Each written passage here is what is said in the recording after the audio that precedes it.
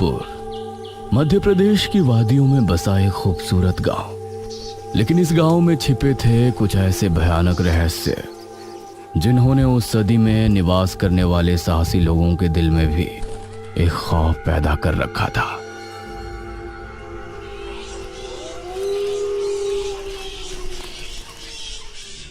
आज तो बहुत दिनों के बाद मित्रों से मिलना हो रहा है, बहुत आनंद आएगा। अरे मदन, कहाँ जा रहा है इस समय? पिताजी, मेरे मित्रों से इतने दिनों बाद मिलना हो रहा है। वो सुबह होने पर वापस नगर चले जाएंगे। अरे तुझे पता नहीं क्या, आज शनिवार की रात है। आज के दिन निशिर मोलो गांव में घूमते हैं। पिताजी, चाहे निशिर मोलो आए या नरकासुर, मुझे आज मेरे मित्रों से मिलने से कोई नहीं रोक सकता।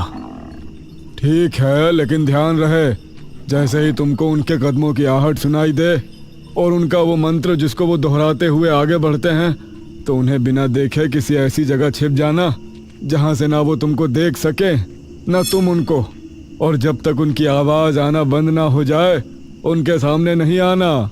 वो 4 भयानक आदमी होते हैं जो अपने कंधों पर एक ताबूत को उठाए होते हैं, और अगर कोई उन्हें देख ले तो वो जिंदा नहीं बचता। मुझे पता है पिताजी, अब मैं चलता हूँ। यह कहकर मदन घर से निकल गया, लेकिन उसके पिता के चेहरे पर उसकी फिक्र साफ नजर आ रही थी। निशिर मोलो आ जाएंगे और साथ ले जाएंगे। ऐसा लगता है कि हमारे गांव के लोग अभी भी दूसरी सदी में जी रहे हैं।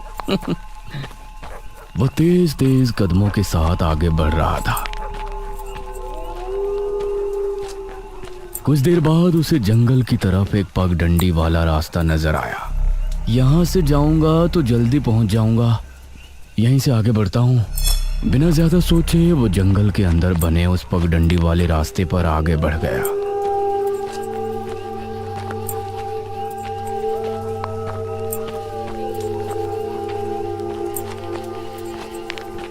आज तो बहुत मजा आने वाला है, मिलकर खूब मदिरा पान भी करेंगे। तभी उसे भारी कदमों की आहटों के साथ कुछ आवाजें सुनाई देने लगी। इन आहटों और आवाजों को सुनकर वह एकदम से चौंक पड़ा और उसकी आंखें डर से बड़ी हो गईं। हे भगवान! वो जल्दी से झाड़ियों की तरफ भागा और उनमें छिपकर बैठ गया।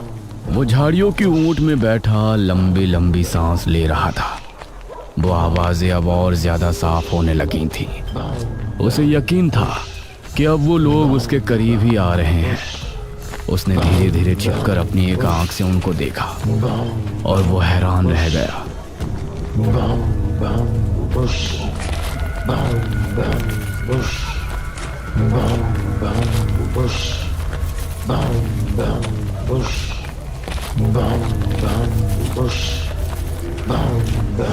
हे भगवान, मैंने इन्हें देख लिया। हाँ। मदन पूरी तरह से झाड़ियों में छिप गया और कुछ देर अपनी सांस तक रोके वहां छिपा रहा। फिर उसने धीरे से झांक कर देखा तो अब वो लोग कहीं नजर नहीं आ रहे थे। हाँ, लगता है चले गए। वो वहां से निकला और दोनों तरफ देखा तो वहां कोई नजर नहीं आया। हाँ, शुक्र है भगवान। उसने एक कदम बढ़ाया ही था कि तभी उसे फिर से वही आवाजें अपने ठीक पीछे से सुनाई देने लगी। उसने एक झटके से पलटकर देखा तो वो चारों ताबूत वाले शख्स ठीक उसके पीछे खड़े थे।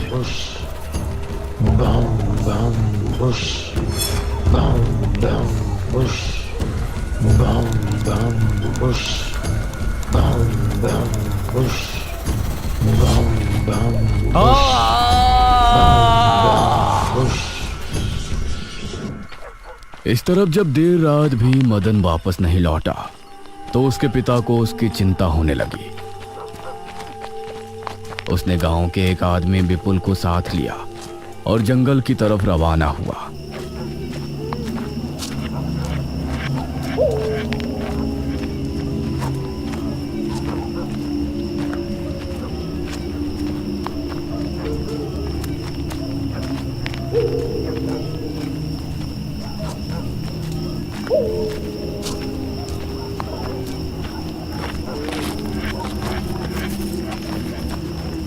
काफी देर बाद एक बरगद के पेड़ के पास जाकर उनके कदम रुक गए और आंखें खौफ से फट पड़ी। उन्होंने मदन को रहस्यमयी परिस्थिति में पाया।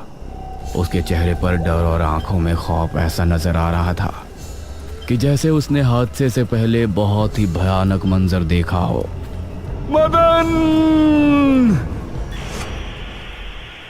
400 साल बाद अंधेरा जंगल, सुनसान रास्ता, चारों तरफ सिर्फ पेड़ पौधे और कोहरा।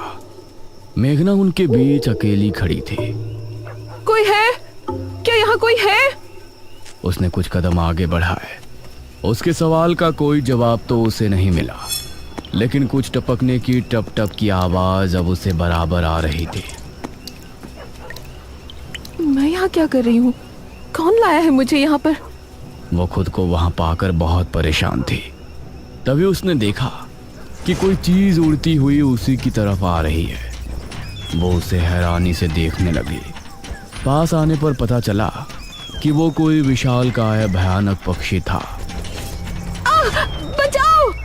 मेघना उससे बुरी तरह से डरकर भागने लगी और वो उसका पीछा कर रहा था। मेघना ने उसे पीछे पलटकर देखा तो वो उसको पकड़ने ही वाला था, लेकिन तभी मेघना एक पेड़ से टकराई। उसने देखा कि उस पेड़ से हरे रंग का पानी टपक कर नीचे गिर रहा था। मेघना उस हरे पानी को गौर से देख रही थी। तभी अरे ओ मेघना, उठ जा यार, कब तक सोएगी? मेघना आंखें मलते हुए नींद से जागी। उसने देखा कि सुबह के 9 बज चुके थे। ओह शिट, हम तो लेट हो गए। तूने मुझे उठाया क्यों नहीं? मेघना अपनी एक पार्टनर इशिता के साथ दिल्ली में रह रही थी, जहां वो एक लैब में काम किया करती थी। दोनों ने साथ नाश्ता किया और फिर तैयार होकर अपनी लैब के लिए निकल गई।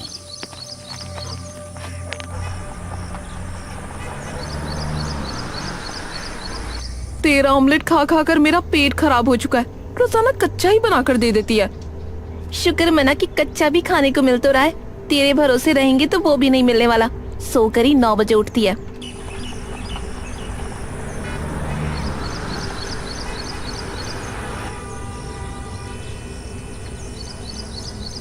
ये दोनों लैब में पहुंची और वहां जाते ही इशिता के पास प्रोफेसर जयदेव की कॉल आई।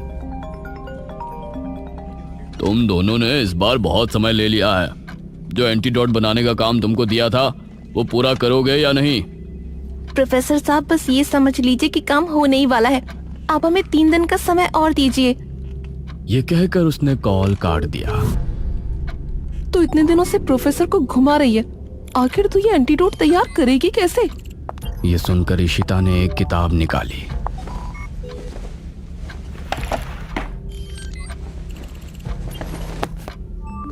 यार देख ये किताब, इसमें बहुत से ऐसे लिक्विड के बारे में लिखा है जिनकी कहानी पुरानी दंत कथाओं और लोक कथाओं से जुड़ी है। तो तू कहना क्या चाहती है?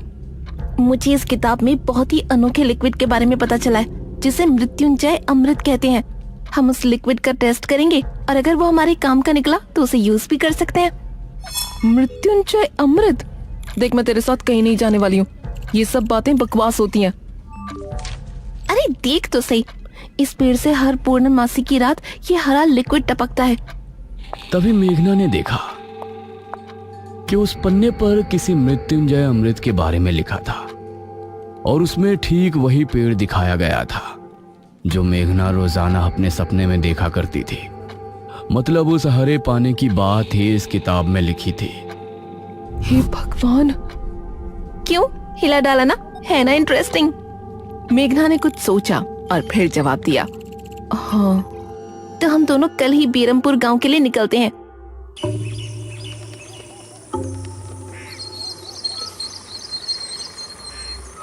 ये दोनों अगली सुबह ही बस से बेरमपुर के लिए निकल गई।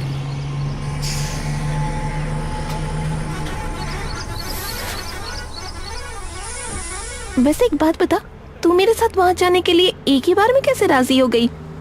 मेघना ने सच को छिपाते हुए कहा, ऐसी अनोखी चीज देखने के बाद भला कौन नहीं होगा जो इसको देखना नहीं चाहेगा? ओहो, ये हुई ना बात। मैंने तुझे पार्टनर बनाकर कोई गलती नहीं की।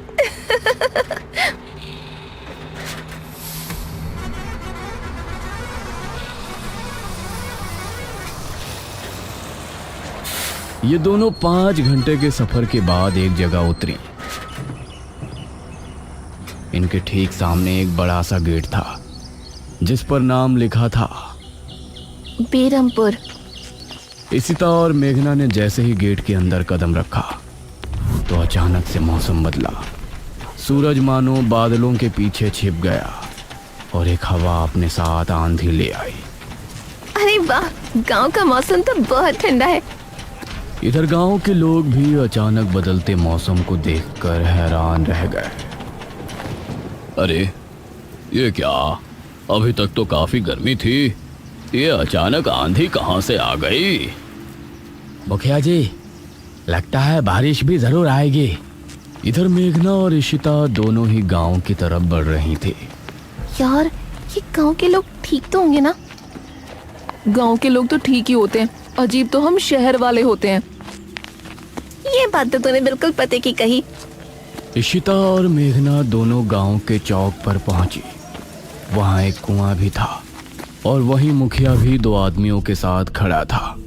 अरे बच्चियों, तुम दोनों कौन हो? अब नमस्ते जी, मेरा नाम इशिता है और ये है मेरी दोस्त मेघना। अच्छा बेटा, वैसे हमारे गांव में किस वजह से आना हुआ? वो असल में वो अंकल, हम लोगों को अपनी स्टडी के लिए 5 गांवों के बारे में लिखना है, इसलिए हम लोग यहाँ आए हैं। इसके बाद और 4 गांवों में जाएंगे। ओह अच्छा, फिर तो ठीक है बच्चों, हम तुम्हारी जितनी हो सके उतनी मदद करेंगे। जी अंकल, क्या हमें यहाँ कुछ दिन के लिए रहने के लिए कोई घर मिलेगा किराए पर? अरे बच्चों, तुमको किराए की घर की क्या जरूरत है? तुम दोनों जब तक चाहो मेरे ही घर में रह सकती हो। ठकुराइन वैसे भी लड़कियों से बहुत प्यार करती है। जी शुक्रिया अंकल।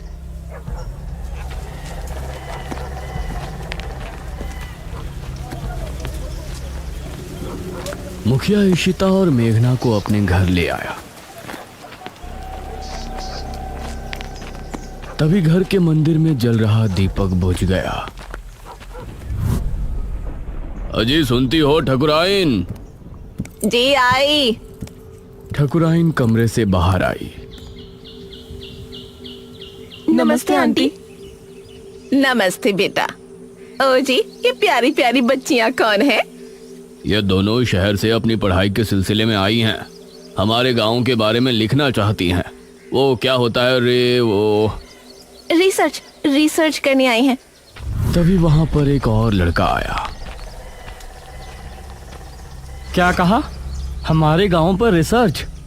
इशिता और मेघना ने उसे देखा। भला हमारे बेवकूफ गांव में आपको क्या मिल सकता है? ये सुनकर इशिता और मेघना हैरान रह गई। चुप करो अनुज, ऐसे कोई अपने गांव में बोलता है क्या? ये मेरा बेटा है अनुज। अनुज ने मेघा और इशिता की ओर देखा और उन्हें हाथ जोड़कर नमस्ते किया। नमस्ते बेटा अनुज, जरा इन दोनों को वो खाली कमरा दिखा दो जो तुम्हारे कमरे के बराबर में है। ठीक है पिताजी, आओ देवियों। देवियों? अनुज कॉरिडोर से होते हुए उनको कमरा दिखाने ले जाने लगा। इसी समय गांव के मंदिर में बैठा पुजारी भगवान की आरती कर रहा था। तभी अचानक से दिया बुझ गया। ये संकेत तो ठीक नजर नहीं आ रहे। हे प्रभु, रक्षा करना। वैसे आप लोगों को रिसर्च करने के लिए यही गांव मिला था? अरे हम लोगों को 5 गांवों के बारे में लिखना है, तो इसीलिए जो भी गांव पास दिखा चले आए। इसके बाद और किसी गांव में जाएंगे। अच्छा, वैसे यहाँ कुछ ऐसा है जो कि रहस्यमय या ऐतिहासिक हो? हाँ है ना, एक राजमहल। राजमहल यहाँ? हाँ, 400 साल पहले जो यहाँ के राजा हुआ करते थे, उनका महल। वैसे अनुज, क्या तुम हमें उस महल में लेकर चलोगे? हाँ, तुम लोग जाना चाहोगी तो जरूर। तो ठीक है, रात को जब सब सो जाएंगे तो हमें वहाँ ले चलना। यह सुनकर मेघना इशिता को हैरानी से देखने लगी। रात के समय तुम लोग मजाक तो नहीं कर रहे? नहीं, हम तो चलने को तैयार हैं। तुम्हें डर लग रहा है तो बताओ। मेरा गांव है ये, मुझे क्यों डर लगेगा? ठीक है, ले चलूंगा, लेकिन पिताजी को और माँ को पता नहीं चलना चाहिए। ग्रेट। तो बताओ किस टाइम आ रहे हो? 12 बजे तक पिताजी और माँ दोनों सो जाएंगे। मैं उसी समय तुम लोगों को ले आऊंगा। हाँ सही है। ये कहकर अनुज ने उन्हें कमरे में छोड़ा और वहां से चला गया। ये क्या? हम तो उस मृत्युंजय अमृत के बारे में पता करने आए थे ना।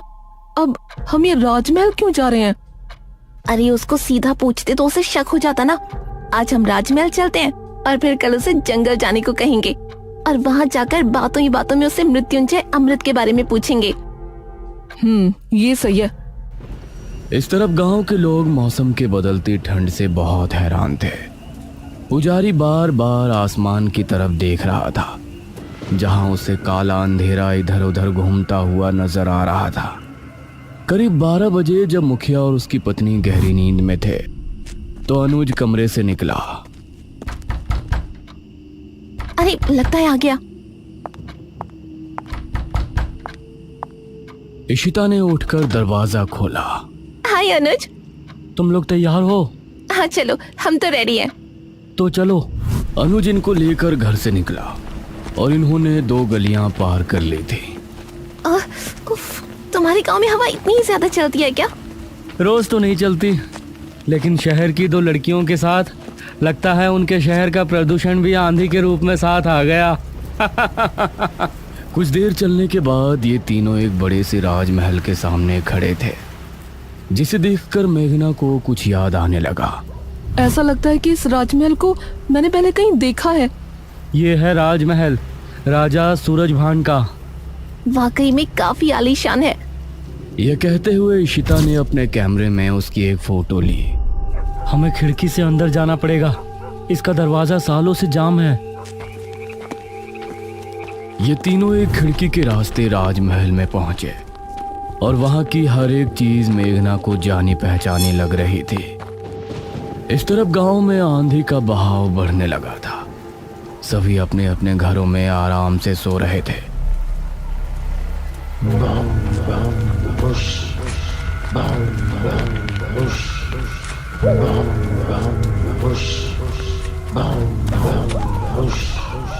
अरे ये आवाज तो निशिर बोलो। गांव के सभी लोगों के दिलों में खौफ उतर आया। उसी समय मुखिया के कमरे में गांव का पुजारी हड़बड़ाता हुआ पहुंचा। मुखिया जी उठिए। मुखिया चौंकता हुआ नींद से जागा। क्या हुआ पुजारी जी, इतनी रात में आप? गांव में निशीर मोलो की आवाज गूंज रही है, सब बहुत डरे हुए हैं। पुजारी जी, ये कैसे हो सकता है? निशीर मोलो यहाँ कैसे आ सकते हैं? वो तो कई सालों पहले सो गए थे। जरूर कुछ ऐसा हुआ है जिससे वो जाग उठे थे। हमारा मन बहुत विचलित हो रहा है। गांव के सभी लोग अपने अपने घरों में जाग चुके थे और डरे बैठे थे। यह आवाज सभी के दिलों में खौफ पैदा कर रही थी। मेघना, इशिता और अनुज तीनों इस बात से बेखबर राजमहल में घूम रहे थे। ये कैसी आवाज है? हाँ, मैंने भी सुनी। ऐसा लग रहा था कि कोई सिपाही भारी जूतों के साथ गलियारे में चहलकदमी कर रहा है, लेकिन दूर दूर तक कोई नजर नहीं आ रहा था। उसी समय गांव के 2 आदमी संपत और कप्ता जंगल की सरहद पर बैठे हुए जुआ खेल रहे थे। अरे संपत यार, चल घर चलते हैं, अब बहुत समय हो गया। ओहो, अब तू हार रहा है तो घर चलते हैं। अरे चुपचाप पूरी बाजी खेल, इससे पहले तो मैं तुझे जाने नहीं दूंगा। हाँ। यह सुनकर कप्ता फिर से उसके साथ पत्ते बांटने लगा। उन दोनों को यह आवाज सुनाई दी। तेज आंधी की हवाओं में उनकी आंखें बहुत मुश्किल से खुल रही थी।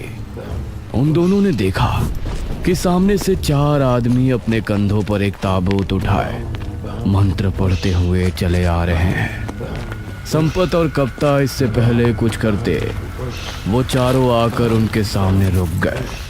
हवा का रुख थोड़ा कम हुआ। वो चारों अपनी लाल चमकती आंखों से संपत और कप्ता को घूर रहे थे। इधर इशिता, मेघना और अनुज को एक दरवाजा खुलने की तेज आवाज सुनाई दी और वो चौंक पड़े। न जाने उस दरवाजे से कौन निकला जिसको देखकर ये तीनों चौंक पड़े। वहीं संपत और कप्ता के सामने खड़े वो चारों शख्स जो कि निशूर मोलो थे, उनके कंधों पर रखा ताबूत खुल गया और उसके खुलते ही संपत और कप्ता की चीख पूरे गांव के लोगों ने सुनी, जिसे सुनकर सभी गांव के लोग डर गए। ये किसकी चीख थी जी? निशिर मोलो, ये चीख किसी अनहोनी की संकेत थी। निशिर मोलो आखिर कौन है? क्या है मृत्युंजय अमृत? और क्या संबंध है मेघना का इन सब से? इन सभी सवालों के जवाब जानने के लिए हमारे साथ जुड़े रहिए इस कहानी के अगले भाग में भी।